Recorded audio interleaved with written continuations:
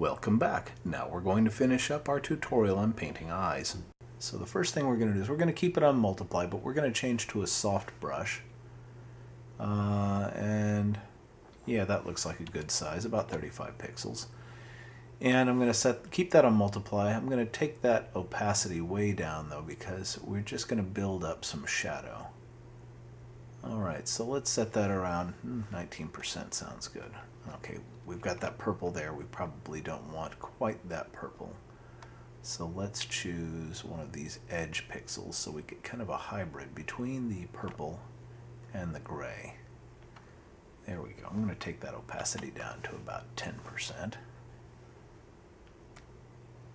And we're going to start adding some shade to the eye to give it some roundness. I'm going to make this smaller and start adding some heavier shadow. Your upper eyelid is like a little shelf and it casts a shadow on your eye. So your iris is going to be a bit darker up at the top. A cast shadow is generally a harsher, harder edged shadow than the shadow of the object itself in space, the side that isn't lit. A cast shadow is much harder. This is a gradual fade away from the light source, which is up here. And I'm just going to build that up a little bit.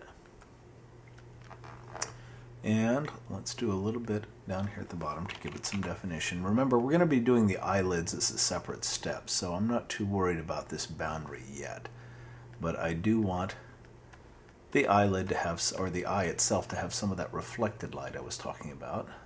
The bottom of the eye is going to take some reflected light off of the lid. Oops, a little bit too much darkness there on the iris. I'm going to go back a few steps. Alright, and let's outline that iris just a bit.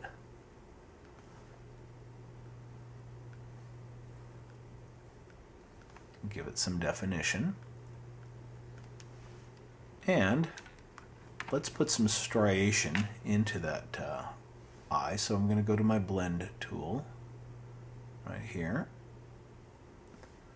And that's way, way, way too big, so let's pull that down a bit. And I'm going to start pulling out some striations of color. And that will keep the iris from looking too artificial. Let's pull out from there a little bit. Alright, and you can see that we're starting to get some interesting shapes in there. I'll pull this out some and in some. And the same thing over here. We'll pull this in a bit and then we'll pull out. This will give us that kind of stripy look that your iris has. Oops, a bit too much there. Alright. Alright, we're getting there. We're getting there. We have absolutely nothing to give the eye a popping out shape, and for that we want to have some highlight on it. So we're going to start off with a very, very light highlight. Oops. I'm going to use the brush here. And we're going to set it to screen. And we'll pick up, we'll say this color here. Actually, let's pick up a little bit of actual color. I like that color, but it's too dark for us to do highlight with, so we're going to bring it up some. And we'll also take the saturation down a little bit. Alright, so we've got it screened in 10%. Let's see what that looks like. Okay, that gives it a little bit of interest. That's good. Now we're going to want to darken the rest of this pupil. The pupil, we're actually looking into black, and this dark purple is nice, but it's not enough. It gives us some interest. So let's go ahead and let's pick up that darkest color and let's set ourselves to multiply. And probably take us up to around 40%. Let's see what we get. There we are. Oh, now we're starting to look into the depths of this eye.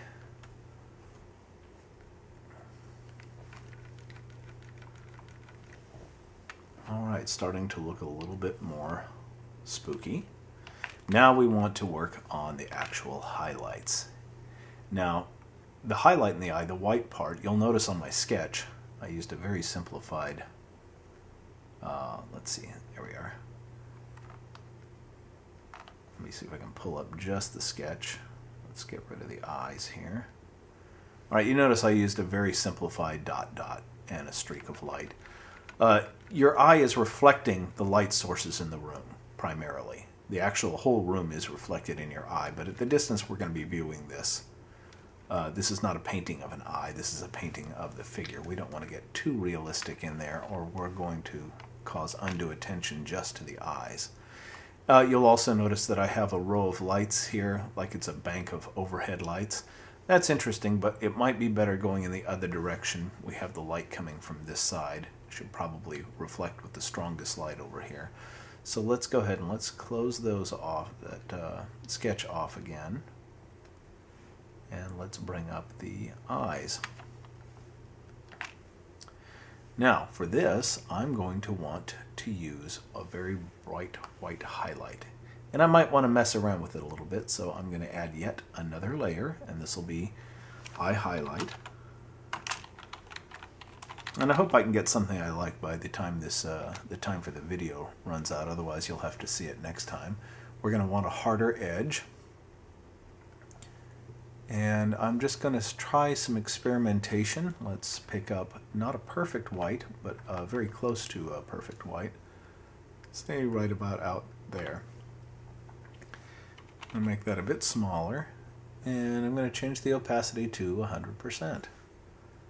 And let's just try working out as if there were some sort of overhead lights again, like a bank of lights, but we're going to want them a bit curved, as the surface of the eye is curved, and it's going to distort whatever we see.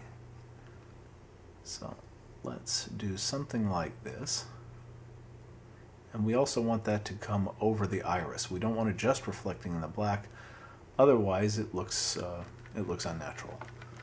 So let's see what we've got here. Interesting, but it's a bit strong. It's a bit strong, so what we're going to try and do here is we're going to soften those edges. And we'll do this with the eraser tool. I'll choose an eraser tool with a nice soft edge, a bit smaller.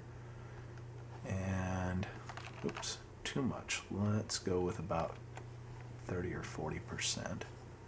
All right. Make that a little less obvious. And take the opacity of the eraser down to about 10%, and we'll just kind of have this light fade off. Again, it might look more realistic for a painting of an eye, but when you're painting the whole body, you don't want that much detail. For the same reason that, say, if you paint somebody who's smiling, you don't paint each and every individual tooth in perfect detail. That would be if you're painting a picture of a mouth. So let's work on those just a little bit more, and maybe use our blend tool to pull out those edges just a little bit.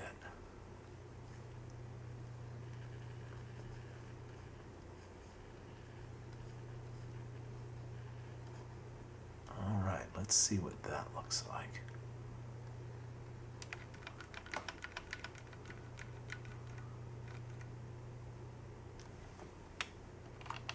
Better. But like I said, I'm going to have to work on these until I get something I like. This is one of those fiddly bits.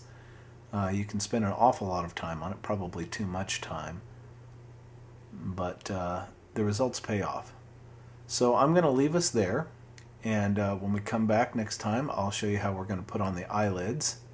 And we'll see what we have for these final reflections.